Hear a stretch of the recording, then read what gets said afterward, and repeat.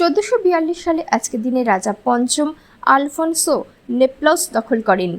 1540 সালে আজকের দিনে দক্ষিণ আমেরিকার পূর্বাঞ্চলীয় দেশ চিলি স্পেনীয় উপনিবেশবাদীদের দখলে চলে যায়। 1550 সালে আজকের দিনে সুইডেনের রাজা প্রথম গুস্তাভ কর্তৃক ফিনল্যান্ডের হেলসিঙ্কি শহরটির গোড়াপত্তন ঘটে।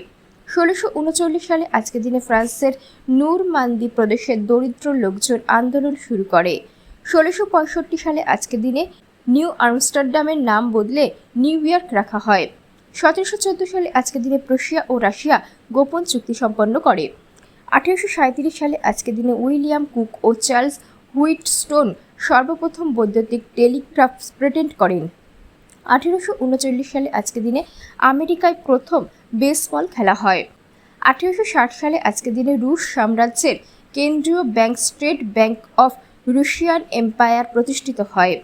1867 সালে আজকের দিনে অস্ট্রো-হাঙ্গেরিয়ান সাম্রাজ্য গঠিত হয়। 1898 সালে আজকের দিনে ফিলিপাইন স্বাধীনতা লাভ করে। 1944 সালে আজকের দিনে বিশ্বের প্রথম ধরনের V1 ক্ষেপণাস্ত্র আনুষ্ঠানিকভাবে যুদ্ধে ব্যবহার করা হয়। 1964 সালে আজকের দিনে রাষ্ট্রবিরোধী কার্যকলাপের অভিযোগে 7 জন সংগ্রামী সহ দক্ষিণ আফ্রিকার মুক্তি আন্দোলনের নেতা নেলসন ম্যান্ডেলাকে যাবজ্জীবন কারাদণ্ডে দণ্ডিত করা হয়। 1976 সালে আজকের দিনে উরুগুয়ে সামরিক অভ্যুত্থানে প্রেসিডেন্ট জুয়ান বর্দাবেরি ক্ষমতাচ্যুত হন। 1982 সালে আজকের দিনে পারমাণবিক অস্ত্রের বিরুদ্ধে নিউ ইয়র্কের হাজার হাজার লোক রাস্তায় বের হয়ে বিক্ষোভ প্রদর্শন করেন। 1991 সালে আজকের দিনে রাশিয়া ফেডারেশনের প্রথম সংসদীয় নির্বাচন অনুষ্ঠিত হয়। 1991 সালে আজকের দিনে বরিস ইয়েলসিন রাশিয়া প্রজাতন্ত্রের প্রেসিডেন্ট নির্বাচিত হন।